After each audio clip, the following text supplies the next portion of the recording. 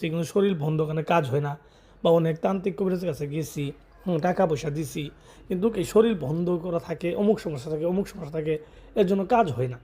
আসলে বিষয়টা ওই রকম না, বুঝছেন, যে শরীর বন্ধ থাকে এরকম না।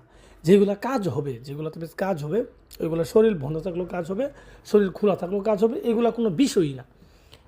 আসল বিষয় হচ্ছে তাবিজ, সঠিক তাবিজ। সঠিক তাবিজ থাকলে আপনার যে কারো শরীরও হবে, কাছে দূরে সব জায়গায়। অনেকে আমাকে এরকম অভিযোগ করেন যে ভাইয়া, তো অনেক কাজ করাইছি বা অনেক কবিরাজ যে কাজ করে তারা বলে দূরে থাকলে হয় না। এগুলা ভুয়া কথা।